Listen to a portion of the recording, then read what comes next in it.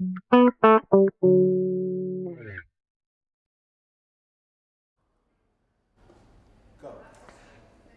well, we're broadcasting live, streaming live from Manchester Metropolitan University. This is our first interview as part of today's event, which is the National Creative Writing Industry Day. My name is Rob Page. I'm the founder and CEO of Comma Press. And first of all, we're joined by Abis Fellows, who is an agent with the Good Agency. Abby, tell us first of all what you do and what the Good Agency is.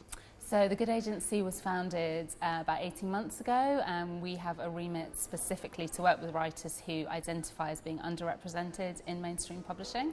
So whether that's from a BAME, working class, writers with disabilities, writers who identify themselves in that way. And so talk us through your day-to-day as an agent. It's from the outside, from a writer's point of view, it can be a little bit a bit of an unknown as to what you do day to day. So talk us through your average day. There's no such thing as an average day, and every day is wildly different. But what I will try to do is to start my day.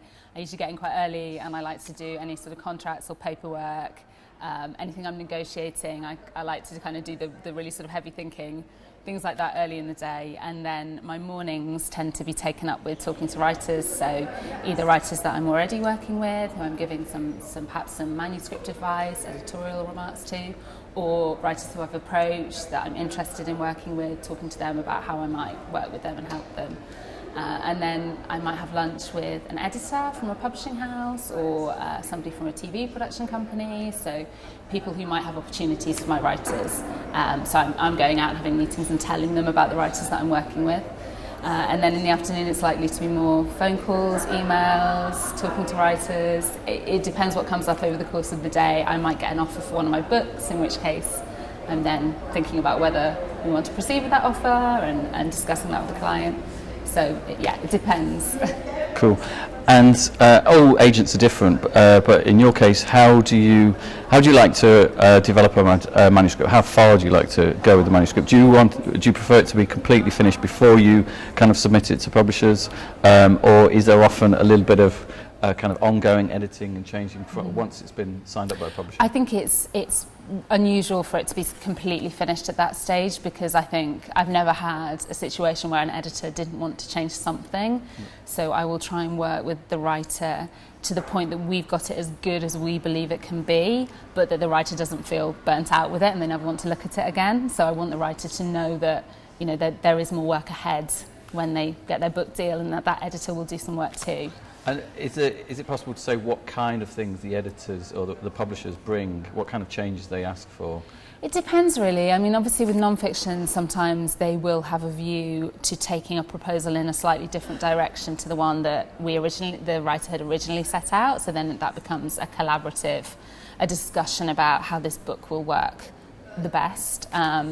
With fiction, it can be small things. It can just be sort of ramping up a character, tightening the plotting, or sometimes it's much more major structural edits.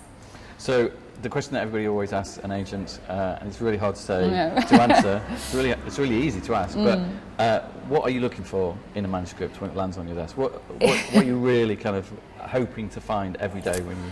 I'm always looking to be surprised. So I mean, I've been in this industry for nearly 20 years, so I'm looking for a story that I haven't read, or a story that I have read but that's told in a different way.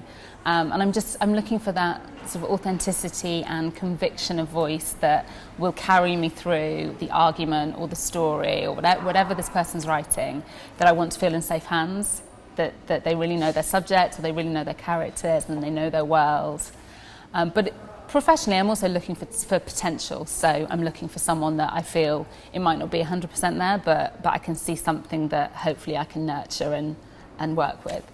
And are there any kind of don'ts, things that you really recommend people don't do in terms of the way they present the work or the work itself? I mean, I think it's really important to do your research. So, make sure you're eligible. In our case, make sure you're eligible for representation or check if you're not sure. And just, I think, really take the time to take care to present it really well. Because typos, you sort of try to overlook them, but they are off-putting. And just get it into the best possible shape that you think you can before you send to agents. It doesn't have to be perfect, but just do your best with it. And specifically for you, kind of as a writer starting out as an aspiring writer, what are the kind of your top tips, the best advice you can give a writer before they've approached you? I think readers make fantastic writers, so I think read a lot, and you begin to develop an instinct for how stories are told or how arguments are shaped in the case of non-fiction. So yes, and do your research, that's really important, and stick with it. You have to have perseverance, and you have to be determined to put in the work.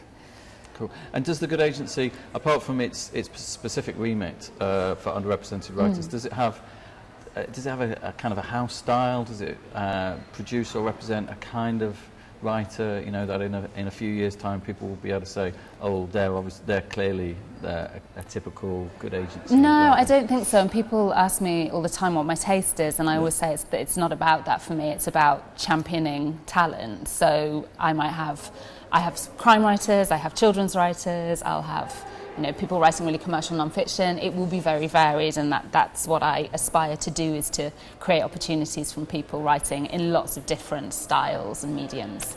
And what are the most common challenges that are faced by the underrepresented writers that you I think navigating the publishing world, I think it's really hard to know.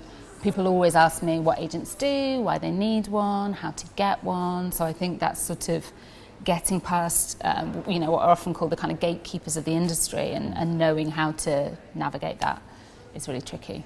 Great. Thank you very much.